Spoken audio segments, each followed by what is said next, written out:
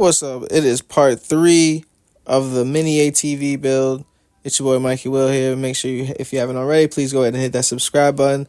This box is actually made by my homie Jay Burgos. Swagged it out, made it for me, and I'm actually about to just weld it in, and it fits pretty good. But yeah, so we're gonna use some just scrap metal pieces to get it right. We're gonna cut some pieces down. If you guys don't already know, I'm actually giving this quad away when I'm finally done building it. Make sure you check the description on how to win it and all that. But so right now we're cutting up some little metal pieces just to make some top bracket mounts that will weld to the inside of the frame. It will not obstruct the fuel tank from being mounted.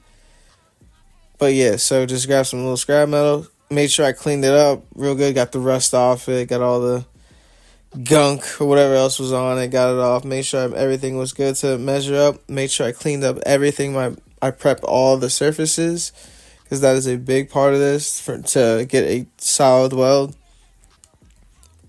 But all in all, this process didn't take too long because everything would fit really snug. So like you did not have to make any really big pieces to really fit this thing or to weld it in goods. And everything, once you cut the pieces out, it just really welded right together. This is a 1999 TRX 90 for you guys that don't know or who is coming in later into the build. Definitely coming along. Definitely need some smaller things, like the brakes are so weird. They're like sticky or something. So that's something that's on the list of things to do.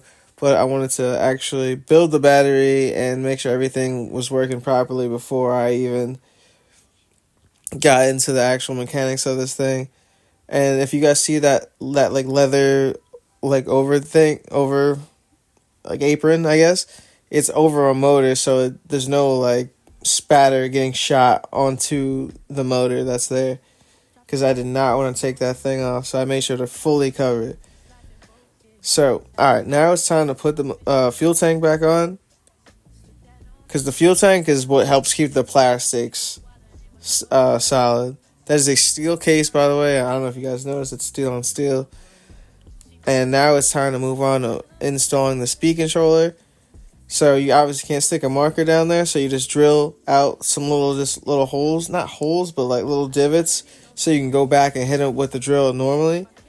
And I actually used M4 bolts, nuts and bolts with like Allen key bolts. I felt that they were pretty good and they wouldn't obstruct, but you need some pretty long bolts, maybe like 30-40 millimeter bolts to get all the way through the speed controller, and then have enough for the nut to grab onto the other side. I don't even know if I said that wrong, but you guys get the picture. And like the key part of this was to make sure that the clearance of the wire harness would not touch the bar right above it, or make it hard to take in and out if you did have a problem and you had to disassemble it. But from here, screwing it all together. I actually did not tighten it all the way down just for the purposes of this video. Just want to show you how it would look and to test how I would run the wires. But now we're getting into actually running the wires, the phase wires for the motor. They're actually underneath that little apron.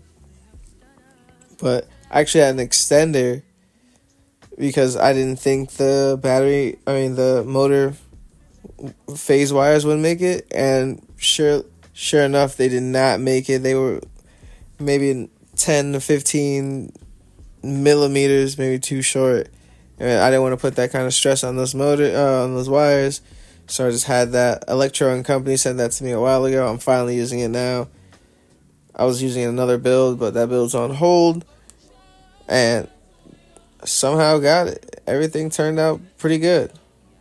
You can use, I think it's a 10 millimeter bolt, or you can use a Phillips head, and just make sure you line up all the colors, green to green, blue to blue, yellow to yellow.